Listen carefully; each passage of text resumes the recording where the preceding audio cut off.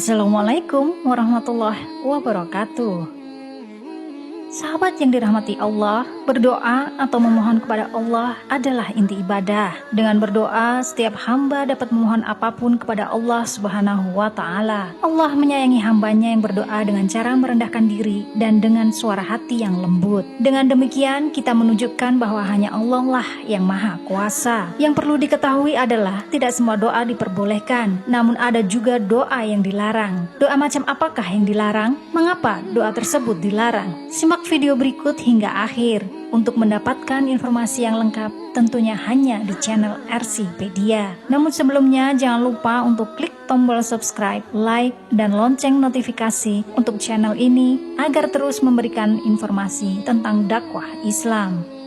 Mengolok-olok Allah Subhanahu wa Ta'ala. Ar-Rahman, Ar-Rahim. Allah Subhanahu wa Ta'ala memiliki sifat Ar-Rahman dan Ar-Rahim, yang artinya Maha Pengasih dan Maha Penyayang. Kedua sifat tersebut memiliki urutan pertama dalam Asmaul Husna. Maka telah ditegaskan bahwa rasa sayang Allah Subhanahu wa Ta'ala begitu besar kepada para hambanya. Sebagai seorang hamba yang bertakwa, tidak diperkenankan memanjatkan doa yang seakan-akan Allah tak akan mengabulkannya. Doa yang dimaksud tertulis dalam hadis Rasulullah SAW. Janganlah kalian mengucapkan, "Ya Allah, ampunilah aku jika Engkau berkenan. Ya Allah, rahmatilah aku jika Engkau berkenan." Tapi hendaknya ia sungguh-sungguh dalam memohon, karena sesungguhnya tidak ada yang dapat memaksanya. Hadis riwayat Bukhari. Ibnu Abdul Bar, beliau adalah seorang ahli tafsir yang menjelaskan bahwa penggunaan kata "jika Engkau berkenan" tidak sepantasnya diucapkan saat berdoa. Lebih dalam lagi, beliau menjelaskan bahwa tidak ada yang dapat memaksa Allah Subhanahu wa Ta'ala untuk melakukan sesuatu. Allah Subhanahu wa Ta'ala melakukan apa yang menjadi kehendaknya serta mengabulkan apa yang akan dikabulkannya. Penggunaan kata-kata "jika Engkau berkenan" menyeratkan sebuah makna jika Allah Subhanahu wa Ta'ala tidak menyukai doa hambanya, sedangkan Allah Subhanahu wa Ta'ala begitu menyukai hambanya yang berdoa.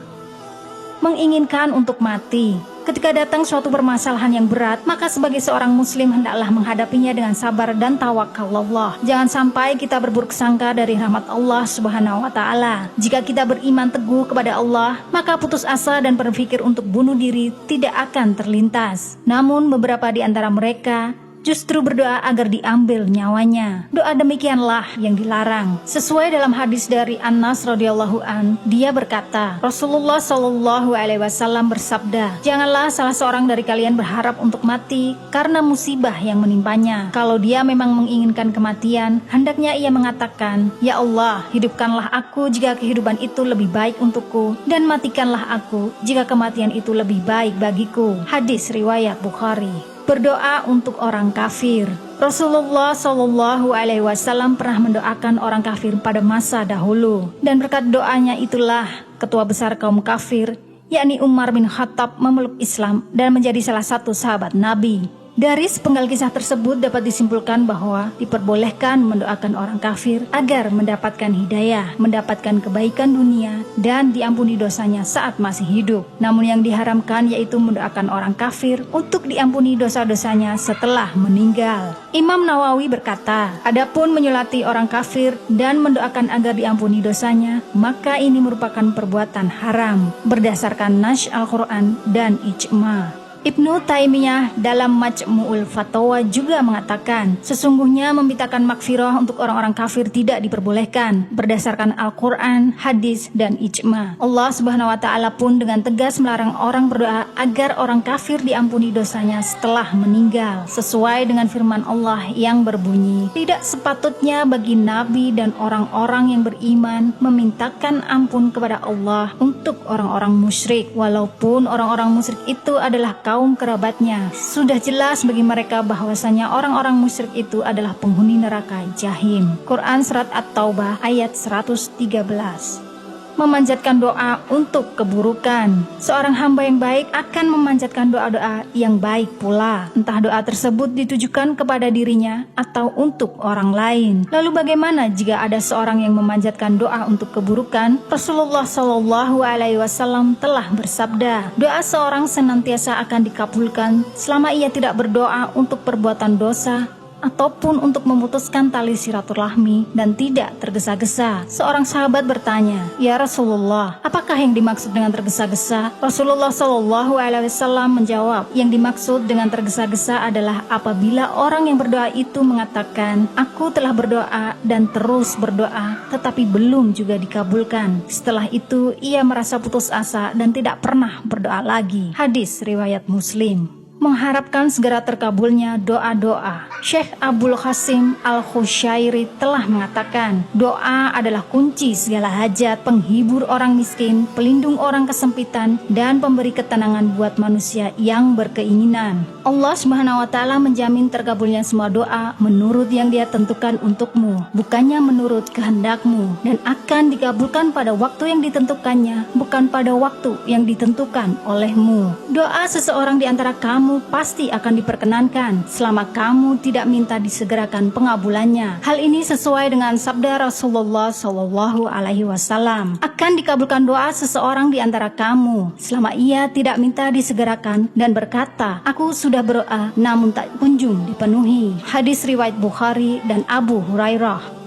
Hanya berdoa kepada Allah dalam urusan dunia saja. Seringkali kita jumpai diri kita sendiri atau sebagian orang yang terlalu fokus dan perhatian terhadap kehidupan di dunia dan lalai dari kehidupan kelak di akhirat. Allah Subhanahu wa Ta'ala melaknat orang-orang yang hanya meminta untuk urusan dunia saja. Hal ini sesuai firman Allah Subhanahu wa Ta'ala. Maka di antara manusia ada orang yang berdoa, "Ya Tuhan kami, berilah kami kebaikan di dunia dan tiadalah baginya bagian yang menyenangkan di akhirat." Quran Surat Al-Baqarah ayat 200. Prioritas utama seorang mukmin adalah kehidupan yang baik dan selamat di akhirat kelak. Sedangkan dunia hanyalah sebagai sarana untuk meraih kebaikan di akhirat. Boleh saja kita berdoa untuk meminta kebaikan urusan di dunia, namun bukanlah sebagai hal yang pokok. Allah memuliakan bagi orang-orang yang memanjatkan doa untuk dunia dan akhirat. Ini telah diperlihatkan dalam firman-Nya, dan di antara mereka ada yang berdoa, "Ya Tuhan kami, berilah kami kebaikan di dunia dan kebaikan di akhirat, dan peliharalah kami dari siksa neraka." Mereka itulah orang-orang yang mendapat bagian dari yang mereka usahakan, dan Allah sangat cepat perhitungannya. Quran Surat Al-Baqarah ayat 201 hingga 202.